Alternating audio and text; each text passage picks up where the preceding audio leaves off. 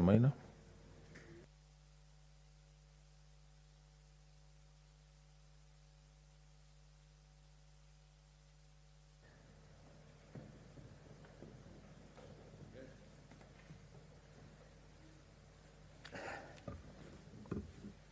Thank you, Mr. Speaker. I'd like to make a statement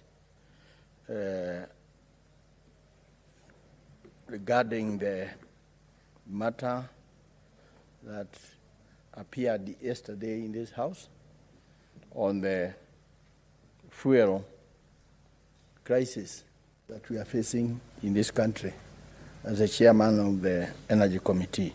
Mr. Speaker, I'm making this statement on the substantial increase of fuel by the Energy and the Petroleum Authority recently.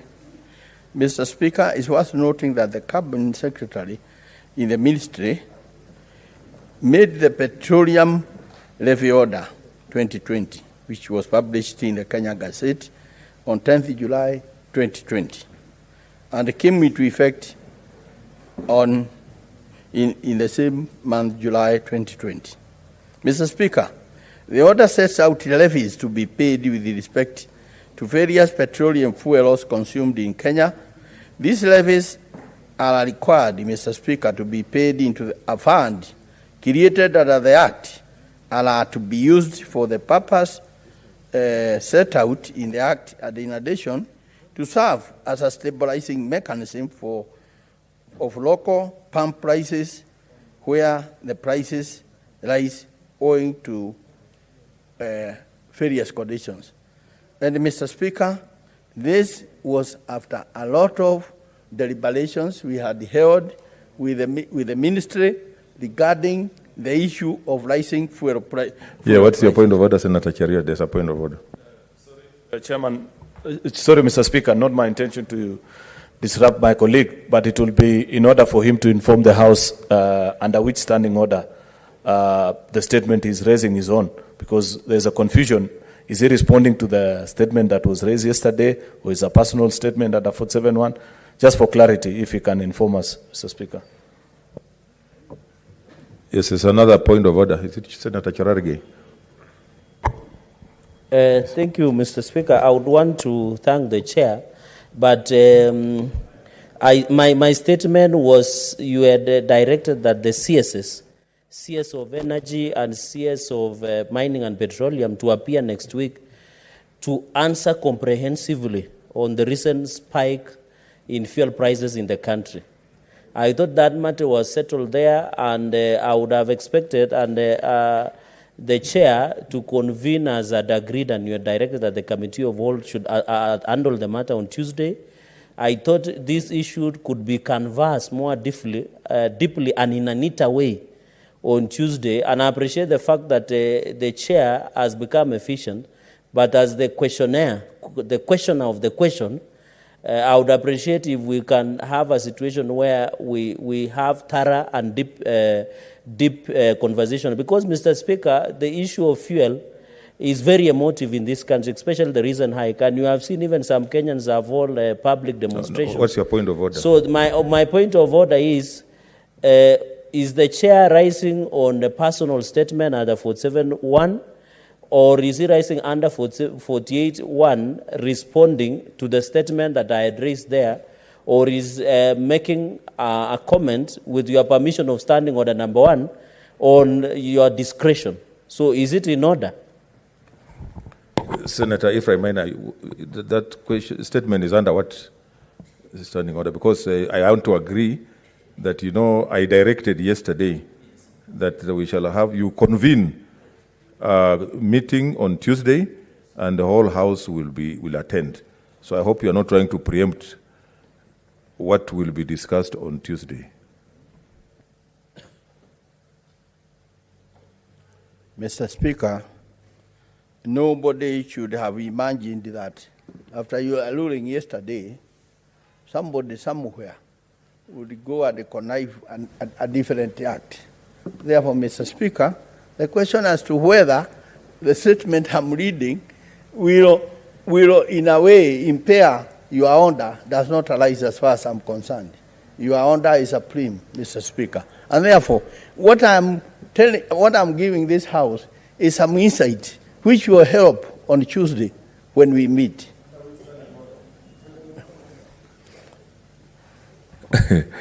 Senator, Senator Maina, I think there's no such procedure. There's no such procedure. I think what you do, what to guide you. Mr. Speaker, I'm starting under order number 1, where Order, Senator. where Mr. Speaker you gave where Mr. Speaker you gave your own discretion that I can make some good comments and give some information to this House, which will help them to be better prepared for Tuesday. That's what I'm doing. Okay. Is the Speaker to give you the discretion? Okay, let me give you the discretion using a standing order number 1. Yes. But please be brief. Yes, and I must be clear that in no way am I trying to defeat from your ruling, Mr. Speaker.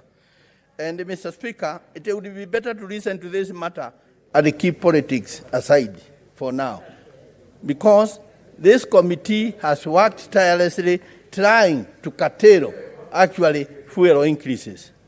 And Mr. Speaker, from March to today, there was no fuel increase because this committee kept persistently telling the minister that Kenyans cannot afford any increase in fuel prices. Mr. Speaker, I must also table right now what is the actually Price Control Act, which was actually signed by Mr. Kibaki in his regime.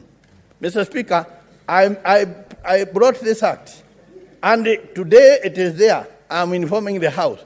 And if they so wish, they can actually actualize the act. The act was about essential commodities, and they are maize flour, wheat flour, rice, cooking fat or oil, sugar, paraffin, diesel, and petrol.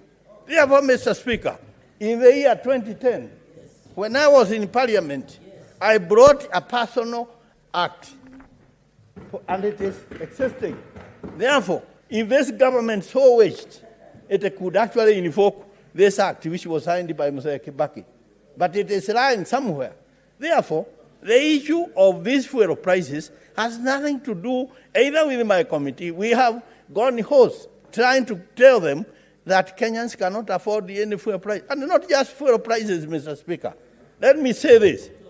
When you continue actually taxing a country, Mr. Speaker. What's your point of order, Senator Cherargei? Mr. Speaker, have you heard my good friend Senator Ephraim Maina saying, and it should be expunged on the answer, saying, it does not concern my committee. Yet yesterday you ordered that it is his committee who should handle this matter. So who should handle? I think it should be expunged in the record so that you don't mislead the public, because Kenyans are watching. Kenyans will be worried when a committee chair of energy, which is supposed to assist us by following up these issues of fuel prices hiking in the country, is telling the country that I am not, it is not the concern of my committee. So I really request my chairman, Senator Ephraim Maina, to clarify, because it is the work of his committee.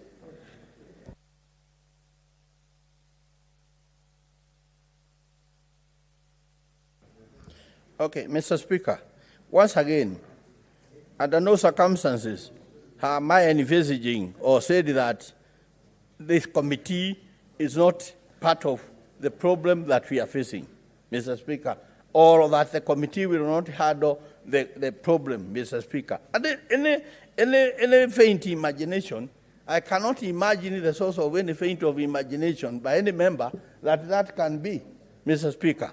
Anyway, Mr. Speaker, I was saying we have an act, and I would like to beseech this House to put pressure that this act is actually effected to save Kenyans from these high prices. The act is there.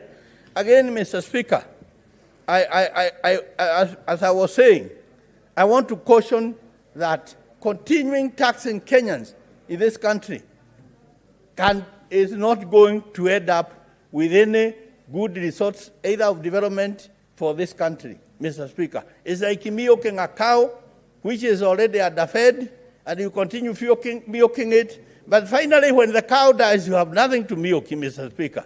That is the situation Kenyans are facing. But, Mr. Speaker, we will adjudicate on the issue of fuel prices on Tuesday. I urge members to come with an open mind. Let us all join hands and see what we can do. But to the end of it, you must remember this House has no authority, has no powers to actually deal with taxation in this country. It lies with Parliament, Mr. Speaker. Therefore, as much as we will try... Do you mean National Assembly, or it should be National Assembly, not Parliament? Oh, yeah. I mean National Assembly. Mr. Speaker, you are always ahead. What's your point of order, Senator Leda? Mr. Speaker, thank you. I don't intend to disrupt my chairman, but the chairperson has brought a very interesting perspective in terms of the Price Control Act. Yet, we know very well that the problem is with the taxation, because the fuel landing here lands at 60 shillings.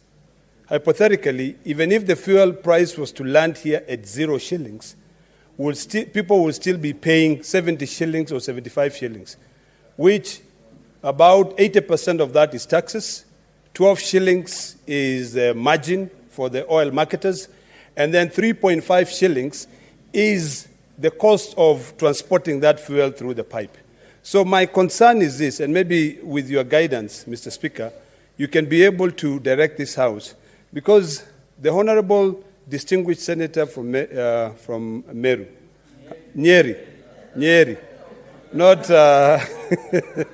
has really brought a very interesting perspective. Because if that act exists, a price control act, and I've listened to him list down the commodities, essential commodities, petrol and diesel is among the essential commodities. How do we deal with that issue? Do we say we pass certain legislation and we put them in the shelves, or do we implement them? What do we do? There's also the argument, Mr. Speaker, of the Petroleum Levy Fund, which is an issue that we don't have regulations. Yes, what the chairperson was saying is true, because I'm a member of that committee. We've been able to hold EPRA from increasing the prices. So, Mr. Speaker, I would seek your indulgence on this matter, particularly on the act that the distinguished senator is planning to table into this House. Because I heard him saying, I'm tabling this Price Control Act. How will that fit in? Because this is a House of record. We need to understand there are taxes, which amount to around 58 shillings. Do we then say we are waiving all the taxes so that we can comply and make it easy for Kenyans? Do we have that power to do that? So, Mr. Speaker, if you could direct us on that, it would really help us. Sorry, I think I wanted us to wind up. You know, we have a whole session on Tuesday. So I wanted to ask Senator Ephraim just to wind up. So to a lot of, let's not hold brief for the ministry. They will come, and whoever other stakeholders, they will come to defend themselves. Yeah. Let's not preempt. So Senator Maina, just wind up so that we make progress.